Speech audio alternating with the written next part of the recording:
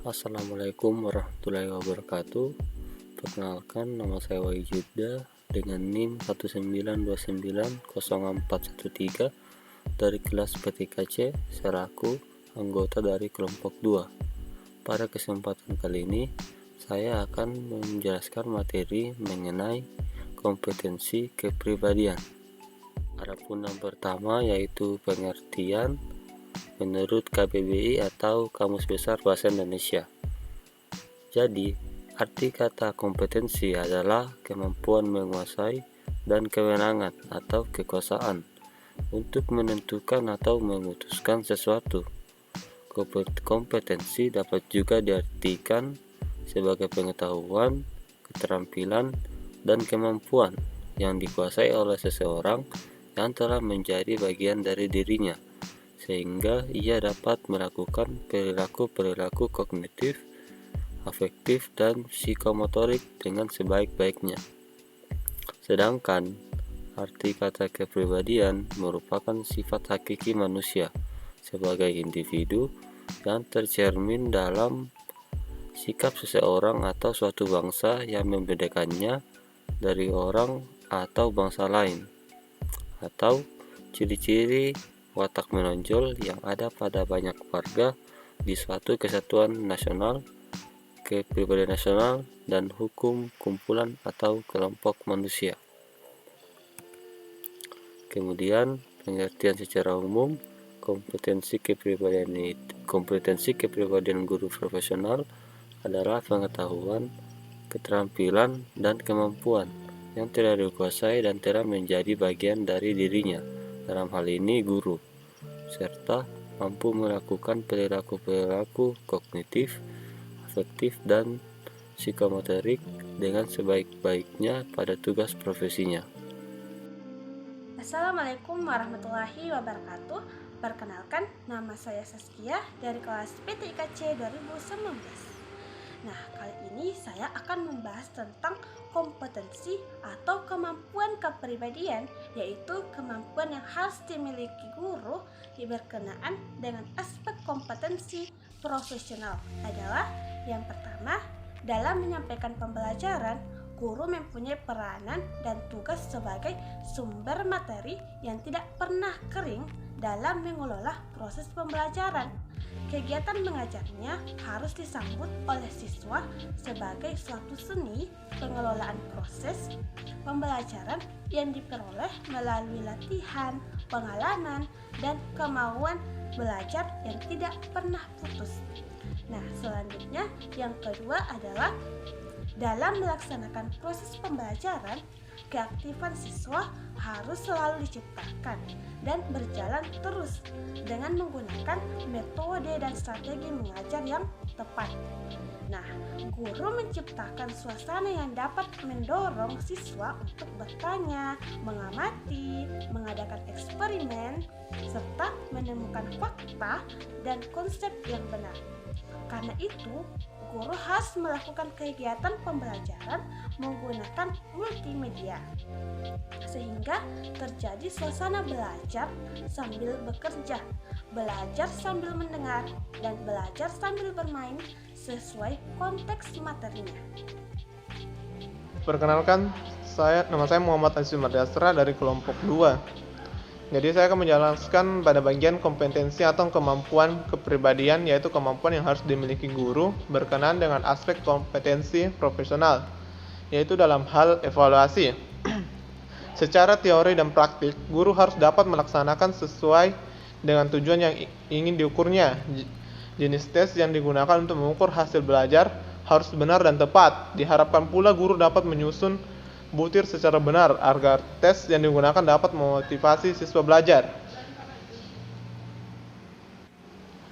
Kemampuan yang harus dimiliki guru dalam proses pembelajaran dapat diamati dari aspek profesional adalah yang pertama, menguasai materi, struktur, konsep, dan pola pikir keilmuan yang mendukung mata pelajaran yang diampu. Kedua itu menguasai standar kompetensi dan kompetensi dasar mata pelajaran atau bidang pengembangan yang diampu. Ketiga itu mengembangkan materi pelajaran yang diampu secara kreatif, mengembangkan keprofesionalan secara berkelanjutan dengan melakukan tindakan reflektif, memanfaatkan teknologi informasi dan komunikasi untuk berkomunikasi dan mengembangkan diri.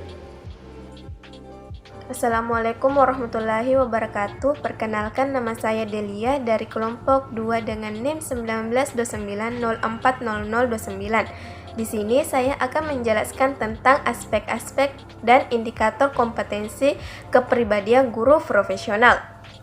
Yang pertama, kepribadian mantap dan stabil. Arti kata mantap dapat diartikan sebagai tetap hati, kukuh, kuat, tidak goyah, tidak terganggu, dan tetap atau tidak berubah. Sedangkan kata stabil dapat diartikan mantap, kukuh, tetap jalannya, tetap pendiriannya, tidak berubah-ubah, dan tidak naik turun. Stabil dan mantap merupakan sikap seorang guru profesional yang sangat perlu dan dibutuhkan dalam menjalankan profesinya, sebab jika guru memiliki sikap gampang berubah dan tidak ada pendiriannya, maka pasti tidak akan bertahan dalam menjalankan pekerjaannya. Selanjutnya yaitu bertindak sesuai norma. Guru yang memiliki sikap kepribadian yang mantap dan stabil pasti mampu bertindak sesuai norma yang berlaku, yaitu norma agama, norma hukum, dan norma sosial. Secara arti kata, norma merupakan aturan atau ketentuan yang mengikat warga kelompok di masyarakat, yang mengendalikan tingkah laku yang sesuai dan dapat diterima. Norma agama adalah aturan yang menata tindakan manusia dalam pergaulan dengan sesamanya yang bersumber dari ajaran agamanya. Sedangkan norma sosial atau susila merupakan aturan yang menata tindakan manusia dalam pergaulan dengan sesamanya. Dan norma hukum adalah norma-norma yang menyangkut peraturan atau adat istiadat yang secara resmi dianggap mengikat, yang dikukuhkan oleh penguasa atau pemerintah, undang-undang, peraturan, dan sebagainya untuk mengatur pergaulan hidup masyarakat.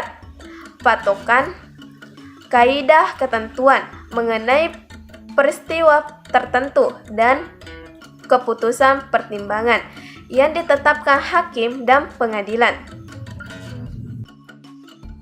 Bismillahirrahmanirrahim. Assalamualaikum warahmatullahi wabarakatuh. Perkenalkan, saya atas nama Ibnu Farhan Hasrul dari kelas PTIKC 2019. Materi selanjutnya yaitu kepribadian dewasa. Poin yang pertama yakni sikap kedewasaan. Dewasa sendiri dapat diartikan sebagai kematangan berpikir ataupun pandangan seseorang. Sikap adalah cara berdiri atau pendirian seseorang dalam bertindak.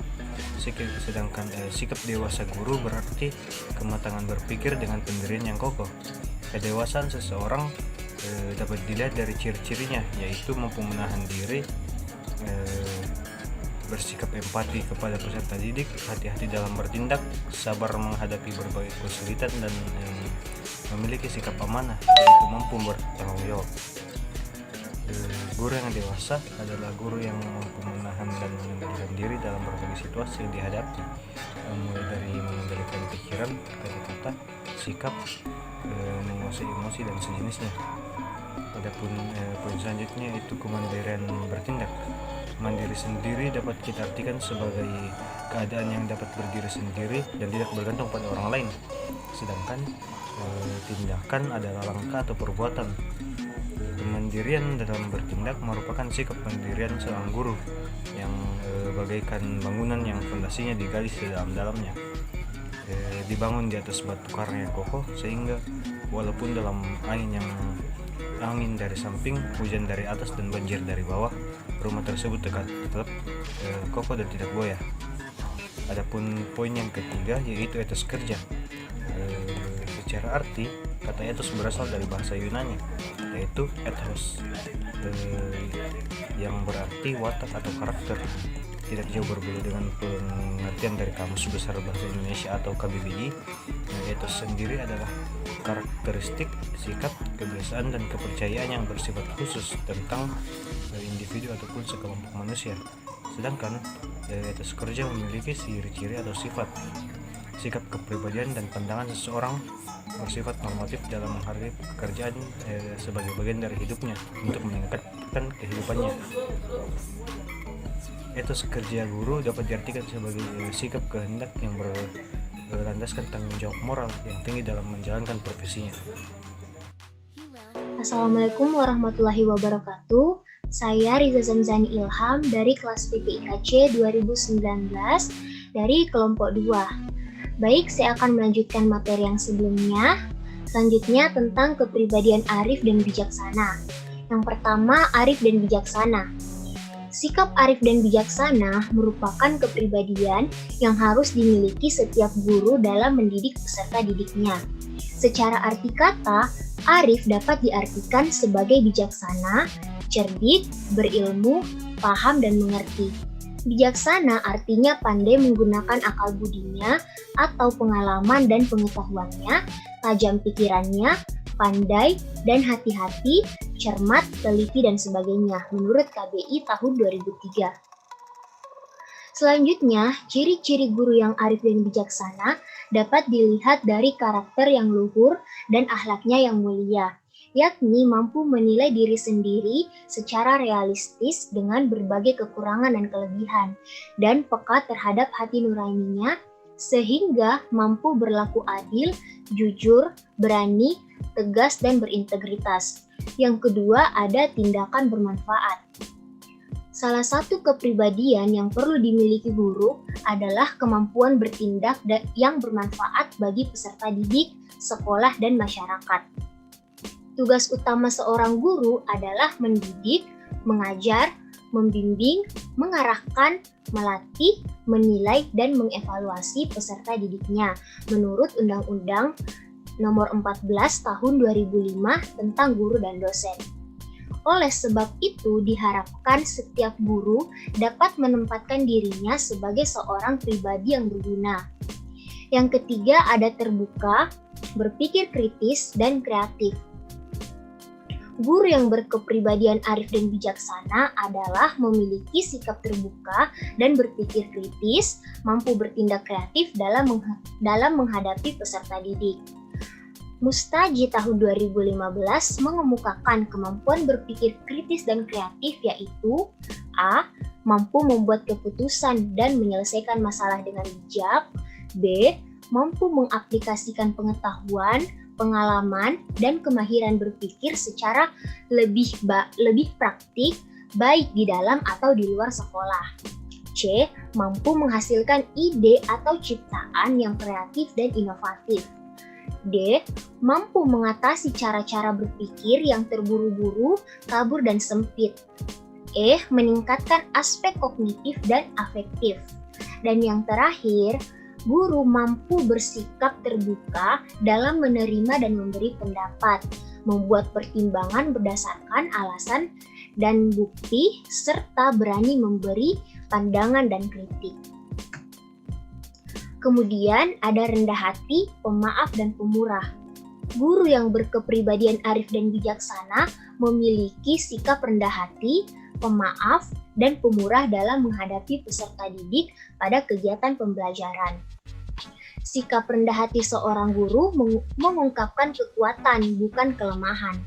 Orang yang memiliki sikap ini adalah orang yang kuat jiwanya. Ia seperti padi yang semakin berisi, kian menunduk. Memaafkan dan juga mengampuni artinya tidak mempermasalahkan, tidak menuduh, tidak mendakwa, tidak menuntut balasan atau tidak membalas kejahatan dengan kejahatan, tidak menghakimi dan tidak pula menghukum. Murah hati adalah sikap mulia dari seseorang yang suka memberi, tidak pelit, penyayang, pengasih, suka menolong, baik hati, dan tidak egois. Yang kelima ada tabah, ulet, sabar, dan istiqomah. Kepribadian guru yang arif dan bijaksana juga dapat tercermin dari sikapnya yang tabah, ulet, sabar, dan istiqomah. Tabah dapat diartikan sebagai tetap dan kuat atau teguh hati tanpa mengeluh, berani menghadapi berbagai cobaan, ujian, kesulitan, dan masalah. Ulet adalah kuat dan tidak mudah putus asa. Kemauannya keras yang berusaha mencapai tujuan dan cita-cita. Sedangkan sabar adalah tahan menghadapi cobaan, yaitu tidak lekas marah, tenang, tidak tergesa-gesa, tidak terburu nafsu, tidak panik, tidak lekas putus asa, dan tidak lekas patah hati, menurut KBI tahun 2003. Dan selanjutnya ada istiqomah, yang dapat diartikan sebagai tabah dan sabar menghadapi cobaan serta tidak goyang pendiriannya. Kemudian yang keenam ada empati, penyayang, dan apresiatif. Kepribadian guru yang arif dan bijaksana juga dapat tercermin dari sikapnya yang empati, penyayang, dan apresiatif terhadap peserta didiknya. Empati di sini dapat diartikan sebagai kemampuan atau keadaan mental seseorang untuk mengenali, mempersepsi, dan merasakan perasaan pikiran dan emosi orang lain. Empati dalam bahasa Yunani diartikan sebagai ketertarikan fisik yang didefinisikan sebagai respon afektif dan kognitif yang kompleks pada distres emosional orang lain atau kemampuan yang merasakan keadaan emosional yang berupaya menolong menyelesaikan masalah dan mengambil perspektif orang lain. Sikap ini tercermin pada bentuk sikap atau tindakan dalam meringankan beban seseorang. Menyayangi sama dengan mengasihi, sedangkan apresiasi adalah penilaian atau penghargaan terhadap sesuatu.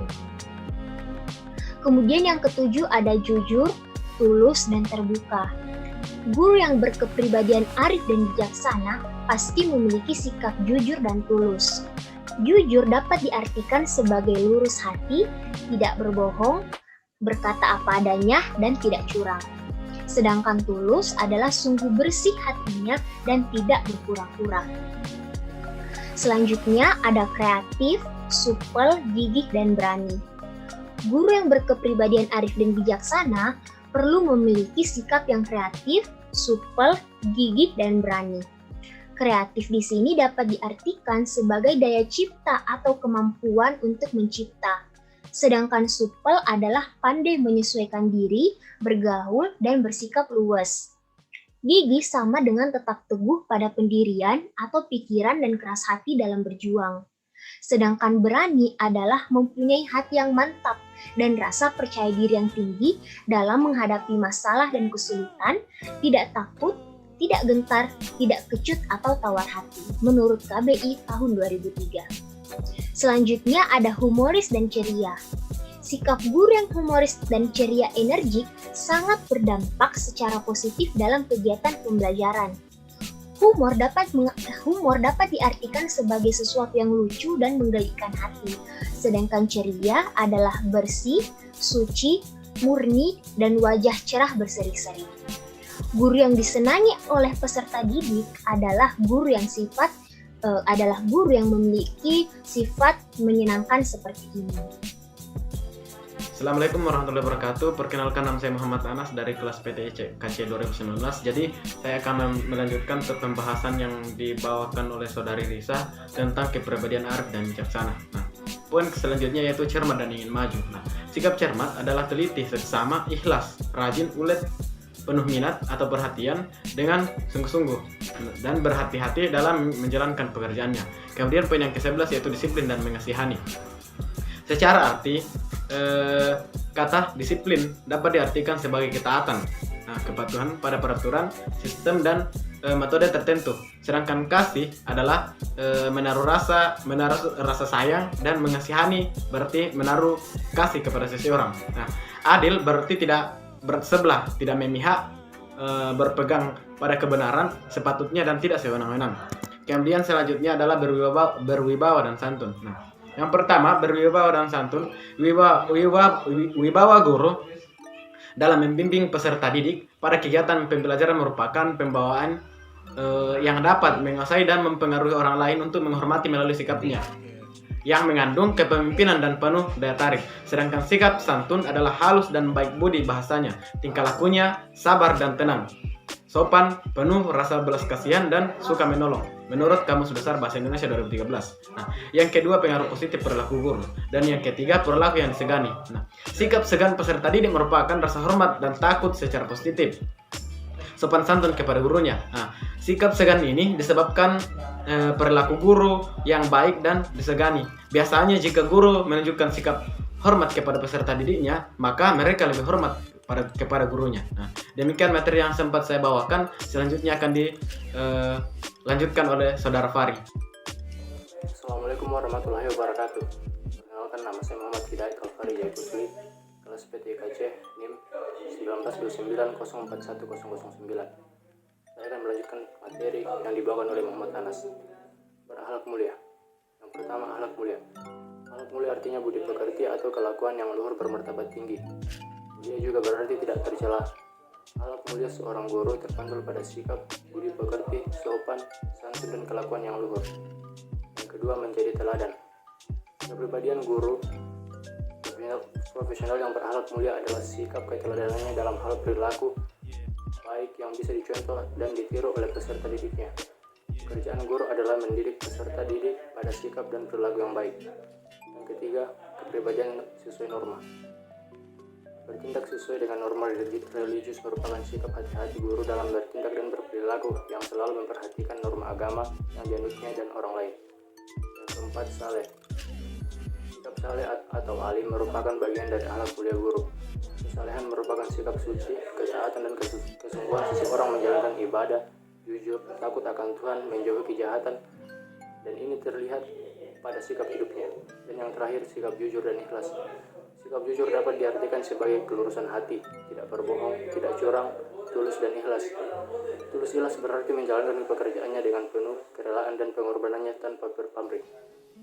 Sekian dari saya. Assalamualaikum warahmatullahi wabarakatuh.